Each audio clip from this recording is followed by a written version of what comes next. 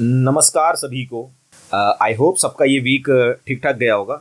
2 दिन से वीडियो ना डालने का रीज़न ये था कि ऑलमोस्ट मैं कॉस्ट टू कॉस्ट निकल गया था, प्लस जो बायस थे, जो व्यू था वो सेम था। सो देख लेते हैं कि मैंने किस तरीके से ट्रेड किया एंड किस तरीके से लॉस बुक हुआ एंड उसके पीछे का रीज़न क्या था एंड प्लस आने वाले वीक में क्या हो सकता है। एक चीज़ मैं क्लियर कर दूँ, एंड मैंने बहुत टाइम से ये चीज़ क्लियर नहीं की। मैं यहाँ पर कोई एडवाइजरी, कोई टिप्स, कोई स्ट्रैटेजी वगैरह सेल नहीं कर रहा हूँ। मैं यहाँ पर सिर्फ और सिर्फ जिस तरीके से मैं ट्रेड करता हूँ, जिस तरीके से मैंने चीज़ें सीखी है, जिस तरीके से मैंने चीज़ें अप्लाई की है, जो भी डिसिप्लिन, जो भी रूल, जो भी रिस्क मैनेजमेंट के रूल जो भी मैं फॉलो करता हूँ, वो सब के सब मैं यहाँ पर ऐसा कह सकते हो कि डॉक्यूमेंट कर रहा हूँ। कोई टिप्स, कोई एडवाइजरी, कोई स्ट्रैटेजी, ये सब कुछ नहीं मिलने वाला यहाँ पर। अगर तुम देख कर किसी को सीख सकते हो तो you are most welcome, and तुम जुड़ सकते हो by subscribing, by liking and comment करके, या फिर इंस्टाग्राम, टेलीग्राम, लिंक्डइन, थ्रेड, जहाँ पर भी तुम्हें जुड़ना हो। तो बस यही है कि जिस तरीके से मैं ट्रेड करता हूँ, जिस तरीके से मैं बाजार को डिकोड करता हूँ, जो भी मेरी लिमिटेड नॉलेज है वो सिर्फ और सिर्फ मैं यहाँ पे शेयर कर रहा हूँ। सो मैं डायरेक्ट स्क्रीन पे लेके चलता हूँ। ये पिछले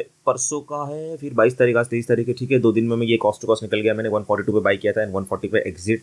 फिर दूसरा जो ट्रेड था वो 117 पे बाई था एंड 95 पे एग्जिट। एक्चुअली में लॉन्ग लिक्विडेशन है, जो भी लॉन्ग्स थे वो लिक्विडेट हुए हैं, कोई फ्रेश शॉट नहीं है। ये एक लेवल मैंने दिया था यहाँ पर कि ये एक रिवर्सल एरिया है, यहाँ पर आते ही बाजार में एक फॉल आ सकता है। तो क्या मैंने इस पे पुट लिया? नहीं। बट ये लेवल पे मैं पुट लेता, यस लेता, बट अगर ये लाइन टच होता तो, क्योंकि ये एक पोटेंशियल रिवर्सल पॉइंट है, ये लाइन टच होता या फिर इस एरिया के आसपास कुछ ऐसा स्ट्रॉन्ग दिखता, जैसे कि यहाँ पर स्टॉप हिट हुआ एंड बाजार में वापस फॉल हुआ, कुछ ऐसा दिखता जैसे कि कोई सेलिंग टेल हो गया, या फिर कोई सेल बायर्स एग्जॉस्ट हो रहे हैं, या फिर बायर्स हैवीली ट्रैप हुए, ऐसा कुछ ऑर्डर फ्लो में दिखता, तो मैं ज़रूर इस एरिया के आसपास एक शॉट लेता। बट मैं हमेशा से वेट करता हूँ कि ये लाइन एक्चुअली में टच हो, उसके बाद फॉल आए।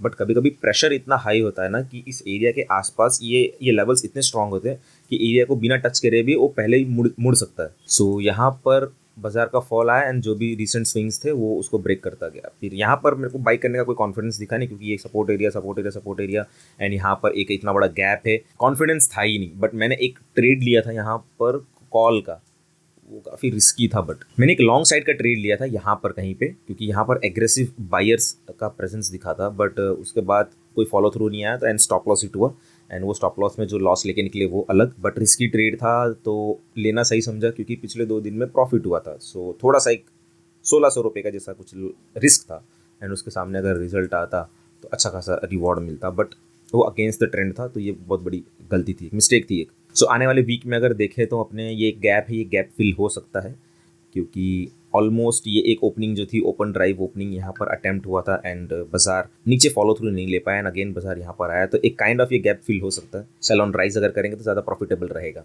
बाइंग अगर करना हो तो ये इस एरिया के आसपास अपने बाई कर सकते हैं।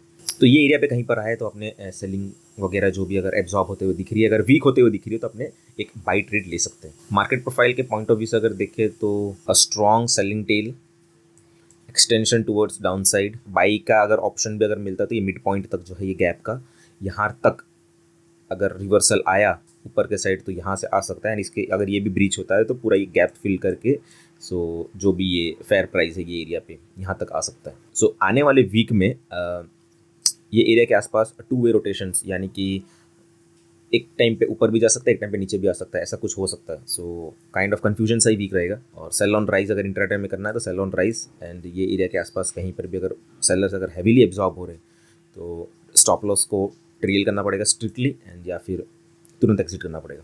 बस यही है।